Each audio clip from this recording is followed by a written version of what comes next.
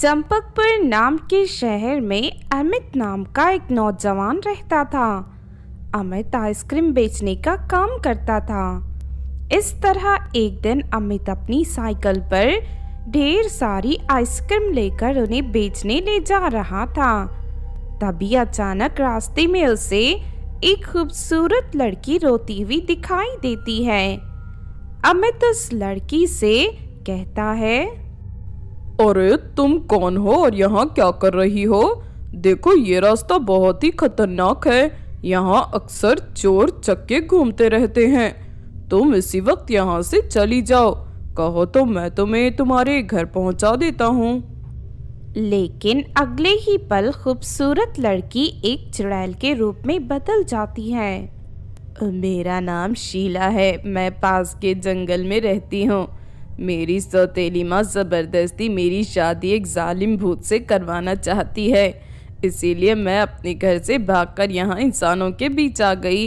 मेरे पास रहने के लिए कोई जगह नहीं है। शीला चुड़ैल की बात सुनकर अमित को उसकी हालत पर बहुत तरस आता है। उसके बाद अमित शीला चुड़ैल को अपने घर ले जाने का फैसला करता है।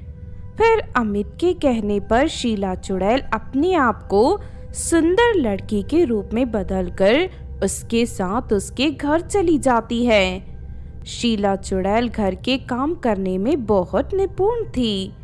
वो अमित के लिए बहुत ही स्वादिष्ट खाना बनाया करती थी, साथ ही उसके घर की अच्छी तरह देखभाल भी करती थी।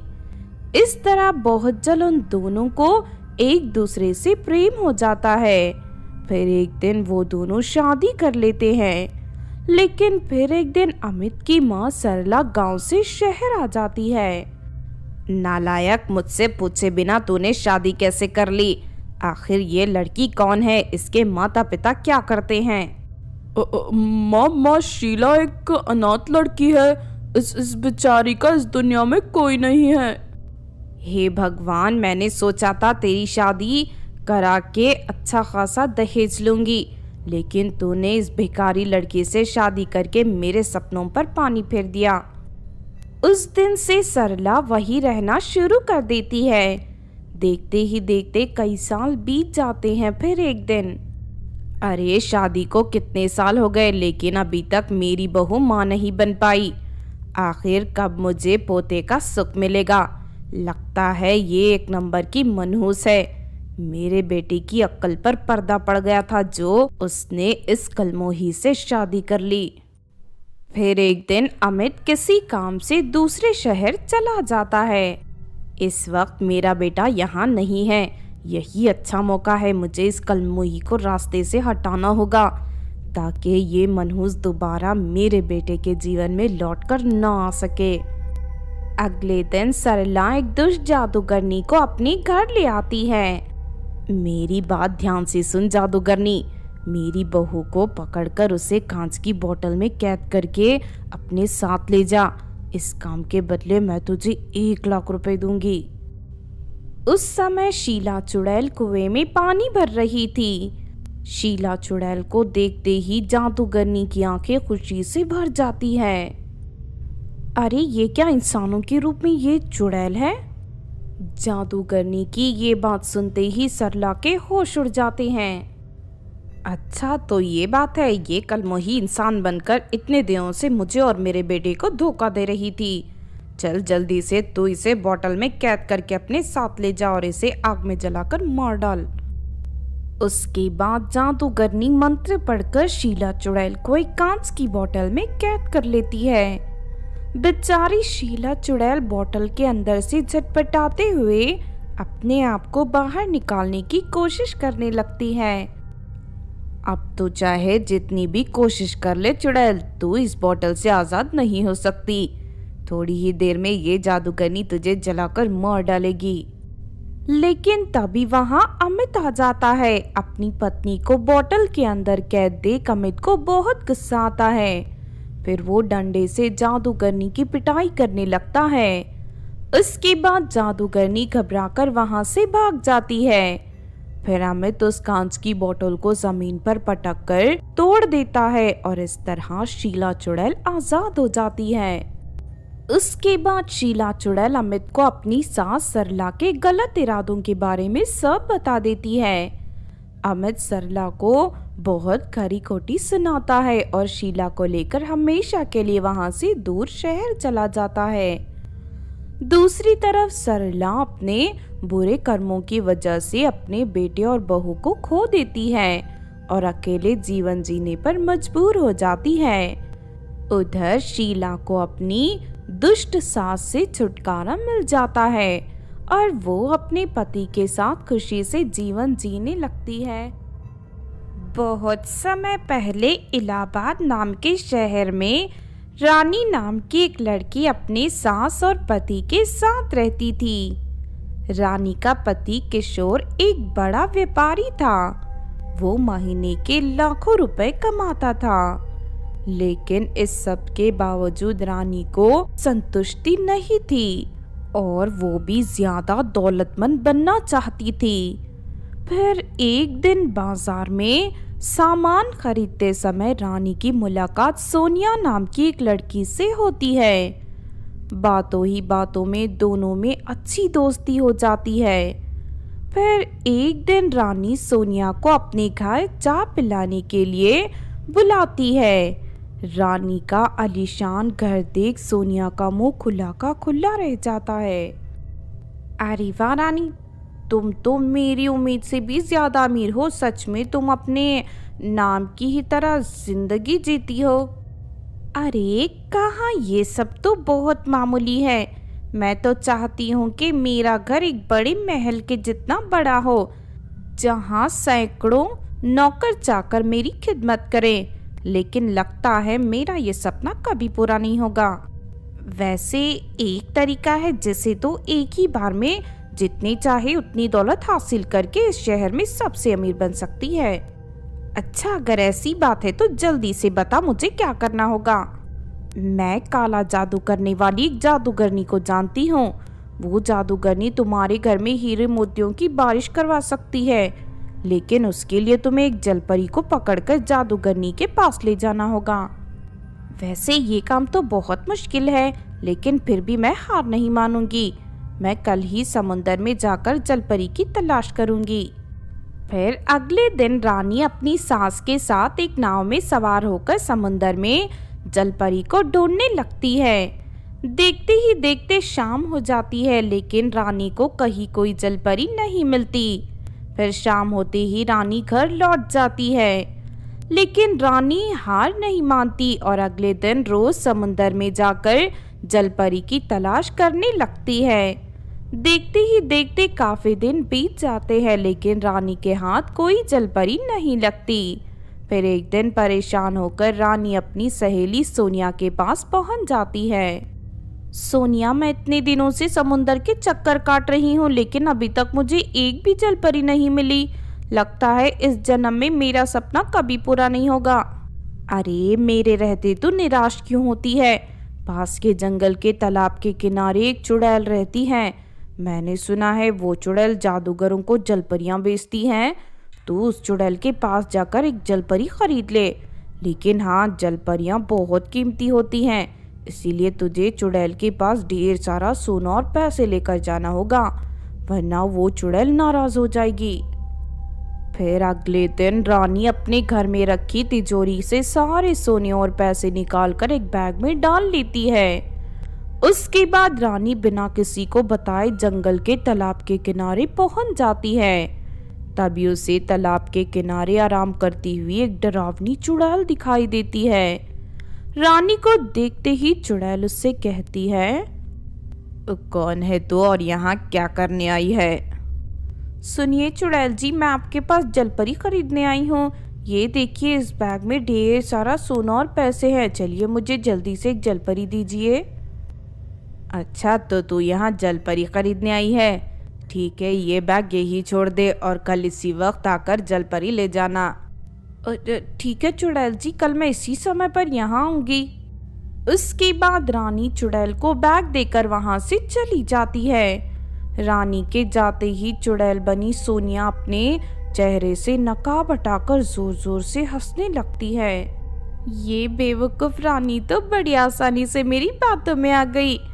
अब ये सारी दौलत लेकर मैं मजे से अपनी जिंदगी जीऊंगी। उसके बाद सोनिया सारा सोना और पैसे लेकर वहां से भाग जाती है।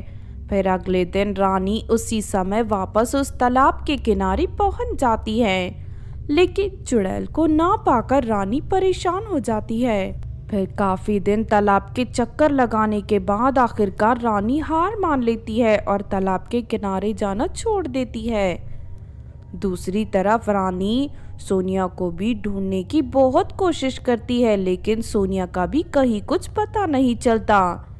जब घर से सारा पैसा और सोना गायब होने के बाद रानी की सास और उसके पति को पता चलती है, तो वो दोनों बहुत नाराज होते हैं।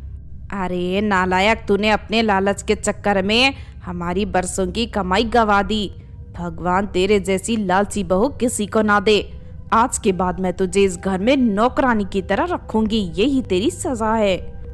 उस दिन से अनीता रानी के सारे ऐशोआराम छीनकर उससे नौकरानी की तरह घर के काम करवाने लगती है। बहुत समय पहले शैतानपुर में लंबे कानों वाली कमला नाम की एक चुड़ैल रहती थी। कमला के लंबे कान होने की वजह से दूसरी चुड़ैलें हमेशा उसका मजाक बनाया करती थी। इसी तरह एक दिन कमला क्लास में पढ़ाई कर रही थी, तभी उसके आसपास बैठी चुड़ैलें उसे भला बुरा कहने लगती हैं। अरे इस कमला की मनहूस शक्ल देखकर तो मेरा सारा दिन खराब हो जाता है। पता नहीं इसे हमारे कॉलेज में किसने एडमिशन दे दिया। हाँ तो ठीक कहती है, मुझसे भी इसकी बदसूरत शक्ल बर्दाश्त नहीं होती। इसके कान तो बहुत ही बेकार और लंबे हैं। मैं भी इस कमला की शक्ल देखकर तंग आ चुकी हूँ। अपने टीचर के मुंह से भी इस तरह की बातें सुनकर कमला चुड़ैल को बहुत दुख होता है। मैडम, ये आप कैसी बातें कर रही हो? मुझे आपसे ये उम्मीद बिल्कुल नहीं थी। मैं बिल्कुल ठीक कह रही हूँ। तेरे जैसी अजीब कानों वाली चुड़ैल मुझे बिल्कुल पसंद नहीं है। मैं आज ही प्रिंसिपल से बात करके तुझे कॉलेज से निकलवा देती हूँ। इस तरह कमला के कॉलेज में उसे कोई पसंद नहीं करता था। फिर सभी चुड़ैलों के कहने पर कमला चुड़ैल को कॉलेज से निकाल दिया जाता है। इस बात से कमला चुड़ैल दुखी होकर रोने लगती है। मेरे लंबे कानों की वजह से कोई मुझे पसंद नहीं करता। अब मैं शैतानपुर में नहीं रहूंगी। उसके बाद कमला चुड़ैल शैतानपुर को छोड़कर वहां से चली जाती है। चलते चलते वो एक तालाब के किनारे पहुंच जाती है। तभी वो देखती है कि एक लड़की तालाब की मछलियां पकड़ने की कोशिश कर रही है, लेकिन उस लड़की के जाल में एक भी मछली नहीं फंसती। ये देख कमला चुड़ैल उस लड़की की मदद करने का फैसला करती है। उसके बाद कमला चुड़ैल तालाब में छलांग लगाकर वहां से ढेर सारी मछलियां पकड़कर उस लड़की को दे देती है। इस बात से वो लड़की बहुत खुश होती है और चुड़ैल का शुक्रिया अदा करने लगती है। अगर तुमने मुझे ये मछलियाँ पकड़कर नहीं दी होती तो आज मेरा परिवार भूखा रह जाता। मेरी मदद करने के लिए तुम्हारा बहुत बहुत शुक्रिया। मेरा नाम पल्लवी है, तुम्हारा क्या है? मेरा नाम कमला चुड़ैल है। तुम कहाँ रहती हो? आज से पहले तो मैंने तुम्हें यहाँ कभी नहीं देखा। मैं शैतानपुर की चुड़ैल हूँ। मेरे लंबे कानों की वजह से वहाँ मुझे कोई पसंद नहीं करता, इसीलिए मैं शैतानपुर छोड़कर यहाँ आ गई। अच्छा तो ये बात है, तुम्हें परेशान होने की जरूरत नहीं है। आज से तुम मेरे साथ मेरे घर पर रहोगी। उसके बाद पल्लवी कमला चुड़ैल को लेकर अपने घर चली जाती है। पल्लवी कमला चुड़ैल को रहने के लिए अपने घर का एक कमरा दे देती है, लेकिन अगले दिन गांव में चुड़ैल आने की बात सभी लोगों को पता चल जाती है। सुन पल्लवी, तू इस लंबे कान वाली चुड़ैल को अपने घर पर क्यों रख रही है? अगर ये चुड़ैल हम सबको मार कर खा गई तो उसका जिम्मेदार कौन होगा? हाँ बिरजू चाचा बिल्कुल ठीक कह रहे हैं। ये चुड़ैल इस गांव में नहीं रह सकती। तू इसी वक्त यहाँ से भगा दे इसे, वरना हम सब मिलकर इस चुड़ैल को जलाकर मार देंगे। नहीं, मेरा यकीन करो, ये चुड़ैल बहुत अच्छी है। ये तुम में से किसी को कोई नुकसान नहीं पहुंचाएगी। पल्लवी गांव वालों को समझा ही रही थी कि तभी अचानक एक जादूगरनी अपने जादुई झाड़ू में उड़ती हुई गांव में दाखिल हो जाती है। उस जादूगरनी का खतरनाक रूप देख सभी गांव वाले डर के मारे तर-तर कांपने लगते हैं। अरे नहीं, ये दुष्ट जादूगरनी फिर से हमें परेशान करने गांव में आ गई। अब इसके कहर से हमें कौन बचाएगा। तभी वो जादूगरनी अपनी थैली से ढेर सारे कव्वे निकालकर हवा में छोड़ देती है। फिर वो सारे कव्वे अपने मुंह से आग उगलकर गांव वालों के घरों में आग लगाने लगते हैं। ये देख सभी गांव वाले दुखी होकर रोने लगते हैं। लेकिन तभी कमला चुड़ैल हवा में उड़ने लगती है और एक एक कर सभी कौवों को पकड़कर उन्हें मार डालती है। अरे नहीं, ये चुड़ैल अचानक यहाँ कैसे आ गई? ठहर जा चुड़ैल, मैं अभी तुझे जलाकर राख कर दूंगी। इससे पहले कि जादूगरनी कुछ कर पाती, कमला चुड़ैल फौरन उसे पकड़कर जमीन पर गिरा देती है। उसके बाद कमला जादूगरनी की पिटाई करने लगती है। नहीं नहीं, मुझे छोड़ दे चुड़ैल, मैं वादा करती हूँ आज के बाद मैं दोबारा इस गांव में कभी नहीं आऊंगी। फिर कमला चुड़ैल के डर से जादूगरनी वहां से भाग जाती है। ये देख सभी गांव वाले बहुत खुश होते हैं और कमला चुड़ैल की तारीफ करते हुए उसका शुक्रिया अदा करने लगते हैं। इस तरह सब कुछ ठीक हो जाता है। उस दिन के बाद से कमला चुड़ैल हंसी खुशी पल्लवी के साथ उस गांव में रहने लगती है।